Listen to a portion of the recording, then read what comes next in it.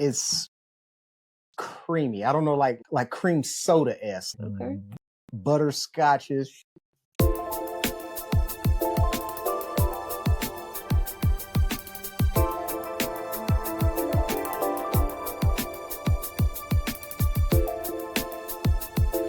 Hi, and welcome to the Liquor Connoisseur. I'm Crystal. I'm Roger. Today we have a special guest. We have JJ Braden, who is a Pronghorn alumni. Absolutely. With my hat. See, Hey, listen. how you gonna make JJ jealous? She didn't get a hat. She didn't get a hat. You wearing my hat. Well, we weren't given hats because we didn't get to make it down there to get the hats. So I had to steal yours. So maybe by shouting them out and telling them how much we love and appreciate the program, somebody will send us. We love y'all. Yes, Pronghorn Spirit Craft was amazing. Yeah. JJ is a brand ambassador within the spirits industry, located in Arkansas. So JJ, welcome and tell us about yourself. Hey, thank you. Yes, Spirits Prep is how we met. I do brand ambassadorship here. I get to go in all the local liquor stores and sample wines and liquors, mostly liquors now, but it's a really fun job. I started out in the industry just in inventory. So that was my introduction, just kind of working with the bottles. And I was like, this is kind of cool. And I had an opportunity to study wine, to do a wine studies program. And I never knew that was going to open up so many doors for me, but it did. And through that, I learned about wine, of course, but then I learned a little bit about spirits, learned a little bit about beer, and just really fell in love with the process of making alcohol. And I'm just like really interested in learning more about it. And so it's fun that I get to, like I said, travel to different liquor stores and pour up some, talk about it, get to drink with the people. But it's also fun to just connect with other people of color. When we were introduced to the Spirits Prep program, that was so pivotal. I live in Little Rock, the capital of the state, but I don't always get to see a lot of Black faces in this particular space. And so I'm really glad and grateful for Pronghorn for bringing us together. I'm really glad and grateful for the way that the program Spirits Prep just kind of like educated us and helped me feel more prepared. And I wanted to keep in touch with you, bro. So I'm so glad that we got a chance to connect today. Tell me more about being a brand ambassador. That sounds like a dream. You get to go to different stores, meet people, try a bunch of free alcohol, talk about it. Like that just sounds amazing. Yep, it is. It's pretty fun. So how'd you get into it? Curiosity and just applying for different jobs. And I did work in sales before as well. So I knew that it's kind of a mixing of the world. So it's a little bit of inventory, like I said, where I started, a little bit of sales because I'm not doing direct sales, but I am like talking to people and trying to like persuade them or inform them about this bottle, whatever it is for the day, and try to get, trying to make a sale. I'm competitive in that way. So that was fun for me to like find my competition. Oh, how many can I sell today? And a little bit of marketing because you also want to like learn the brand story, just kind of get a little bit of information about the bottles themselves, whatever it is I'm pitching and selling for the day. And so I think it's been pivotal in my education in general, like I said, in my studies, to actually put my hands on the bottles, to actually taste, to have an opportunity to taste different spirits, and to be able to just like experience what I'm reading about. So that's been different. And I get to go outside for a little while and talk to the people. I work from home most of the time when I'm not like actually out with people. I'm at home studying or working from home. And so those are the hours where I feel like I get to be more social and I get to have a little bit of fun, talk to people, and again, like test out my sales skills. That's fun. That's really cool. Speaking of tasting, so we're just right next door to y'all. We're in Oklahoma. Oh, wow. But you wanted to try Delta Dirt. I heard a lot about them. I know that Pronghorn had produced a docuseries on them. Mm-hmm. I'm excited. This is a family-owned brand. I mean, they really are, I guess you could say, from grain to glass. Well, yeah. I love that it's a sweet blend. Yes. Yeah, they say farm to bottle. Yeah. I like that. Themselves, farm to bottle. I am really looking forward to going out there because it's not that far from me, but it's still like about at least an hour or so. But the thing is, like you said, it tastes great and it's a little sweet, so that there's not a lot of vodkas that I drink straight, and I'm actually not even like, that's not always my preference. Like, I drink a lot of different things, and now it's mostly kind of seasonal, but I don't usually reach for vodka. But I like this. The sweet blend is really good. And I think what made it more impactful is that I told you, like, I work in the different liquor stores. So I'm out in the community in general. And I've met Thomas, who is the marketing director, and the son of basically like the family that owns the farm and the distillery and all of that. And so he is such a wonderful person. He is so kind. He is always cool. And every time I talk to him, I just want to like sit and talk to him more. And so that really drew me. When I first met him, I wasn't even working in the space yet. Like, I hadn't started my inventory job. I just knew like I liked him and I wanted to work with him, but I didn't know what opportunities I would have until like now. Now that I'm doing brand ambassadorship, I'm sure that will open up some opportunities for us to connect again. But I see him just around town, so that's cool. Just seeing another.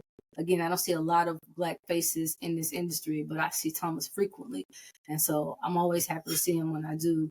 And so when I drink this, like you said, because it's sweet, I can drink it straight. Yeah. But I also like the mix, so I brought a little That smells good. THC beverage I call Better to chase. Okay.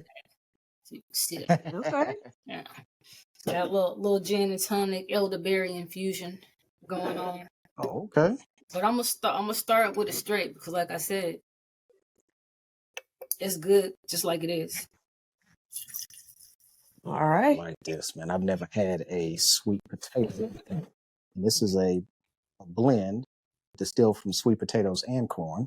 Yes. Coming in at 86 proof. Delta Dirt. Yeah. I've never had anything like I don't know of another liquor that's made from the sweet potatoes. So No, this is my first. that is already innovative, and I love Black folks. Yeah, that's gonna set them apart.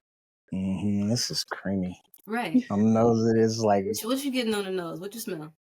it's creamy. I don't know, like cream soda-esque. Okay. Butterscotchish.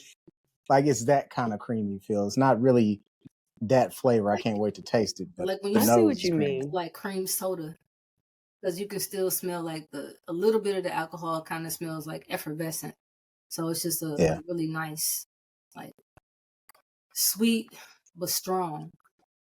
Yeah. Yeah. I'm getting the sweetness on here. Let's cheers. Cheers. Cheers.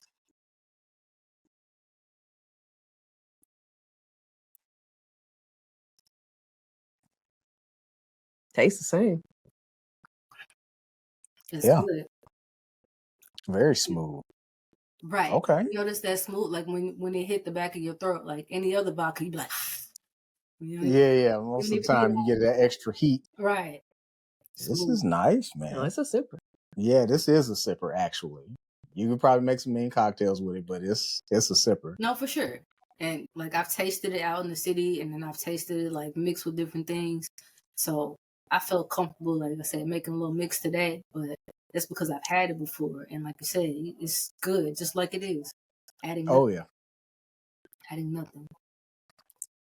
Yeah, no, when I first heard about it, I was just like, sweet potatoes? Mm-hmm. I was like, all right. I love those. So, yeah, I was like, yeah, let's do that. What was you were the one that ordered this one, right? Do you remember the price point? Yeah, management. Did you you remember the price point on it? I never do. Yeah. But I have it pulled over right here. Yeah, because she does a lot of ordering.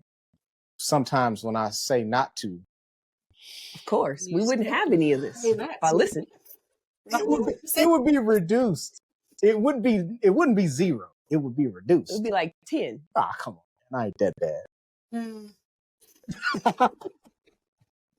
Not that bad. But we did get another one too. So we purchased this for $35 off their website. And we also, because I was like, well, shipping. I was like, we might as well get another bottle. So we also got their gin. Might as well. Yeah. Yeah. So we can't wait to review that gin. Okay. I was looking at their background and the history of the family. started from sharecropping, and then they ended up buying the farm with money from moonshine. The family also sold moonshine. And I think the film was probably what's going to give it to me.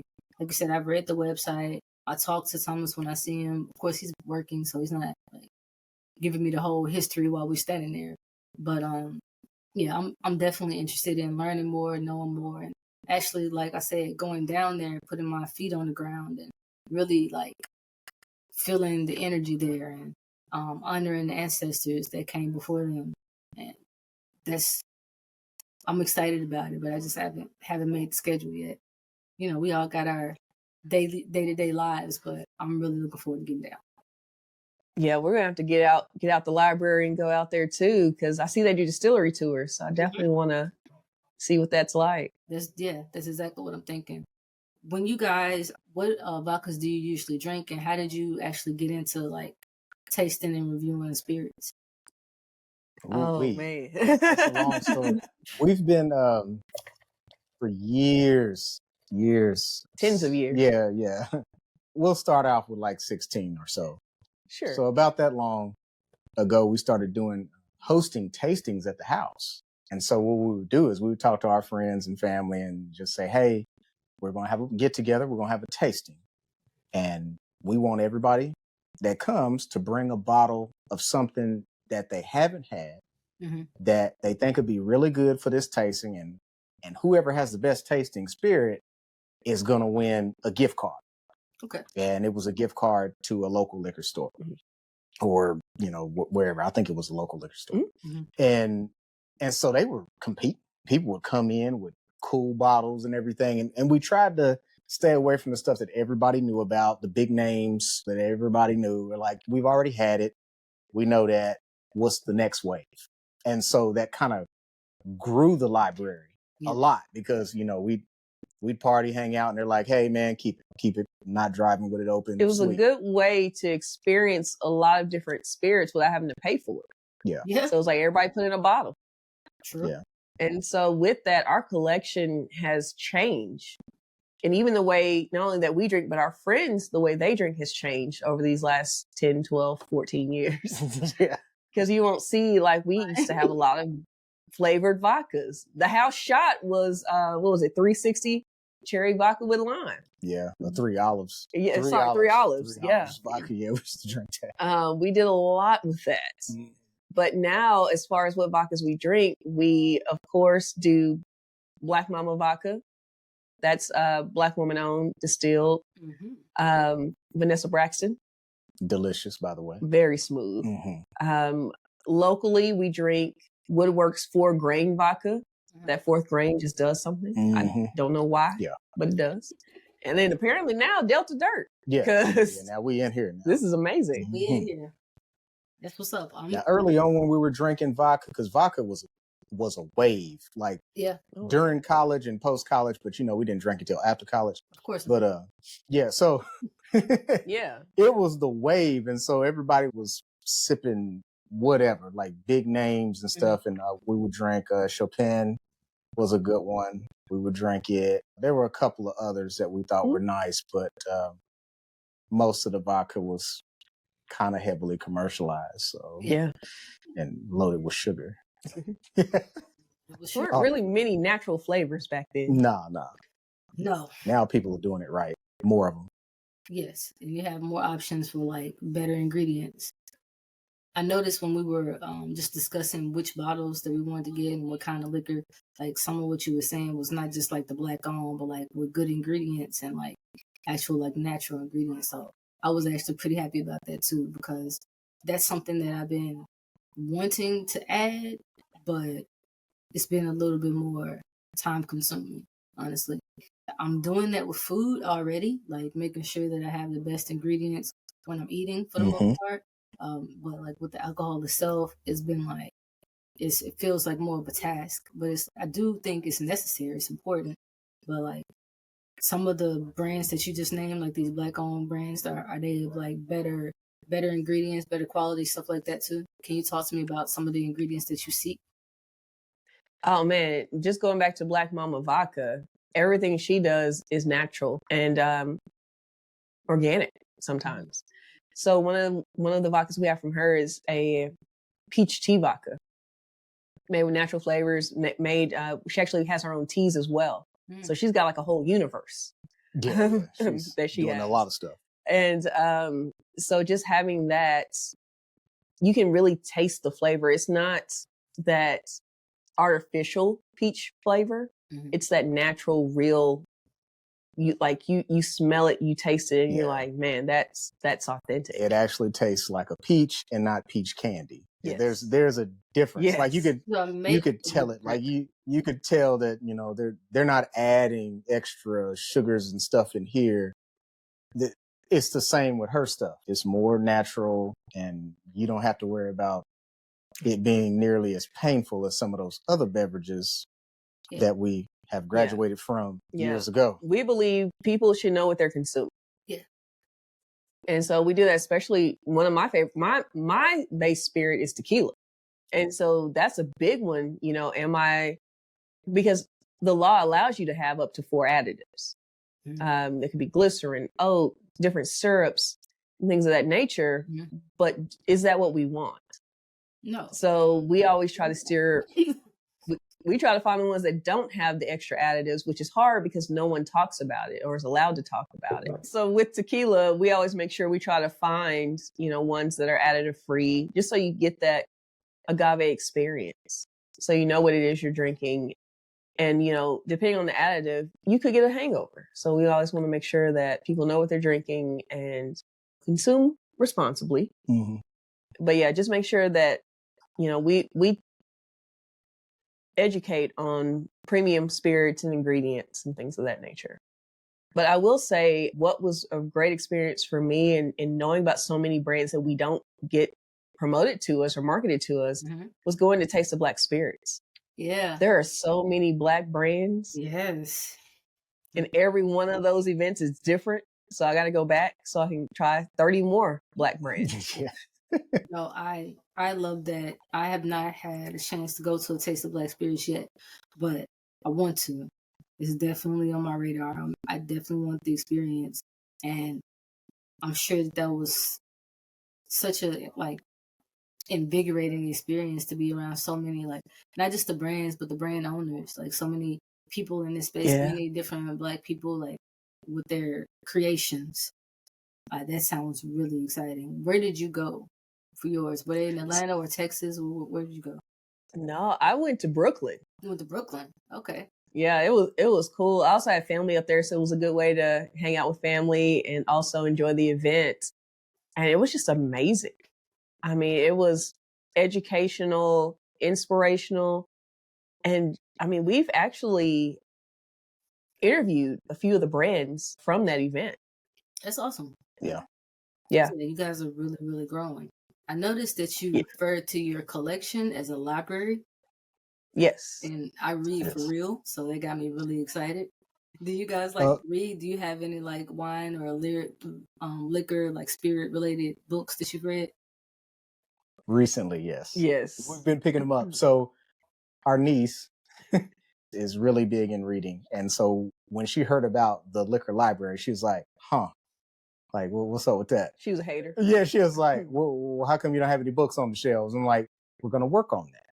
Yeah. Stay tuned. We're getting books. So we started to collect up some books. Yeah. We've got the Uncle Nearest Fawn Weaver yes. book. We have that one. Yeah. We have Fred Minnick's book. Yep. One of his books. We also have a cocktail book. We have the Old Barrister. Yeah, the Old Fashioned Barrister. Yeah. Man, that cocktail book's stellar. Yeah. You can make some of the baddest cocktails. Old fashions. Yes, in there. They're delicious. Because normally when you think old fashioned, you're like, okay, so I'm gonna go ahead and get my rye whiskey or my bourbon and we're gonna whip it up. She's like, yeah, you can make a tequila one. You can make it whatever like she's just this spirit, this bitter and some sugar. Like she broke it down and was like, and then have at it. And I was like, oh, okay, that makes it less abrasive. Like I don't have to have, it doesn't have to be 2 to 3 dashes with the perfect. She's like, nah, just just go and make it happen. And so we had some fun with that. That was Oh yeah. that was the funnest Yeah. book probably. The book I'm reading right now, or actually listening to, it's on audio, is actually from Fred Minnick. I think it's Women of Whiskey. Just trying to learn more about women within this industry. And there's some great stories. Women have definitely been pivotal in this industry. And what I've learned about more recent women lately, just from taking classes, as well as being a member of Sister Supply Chain Network, where there are several women brand owners in that group. I'd love to invite you to join us. I think in one meeting, we came up with a whole marketing campaign about how women don't just drink pink.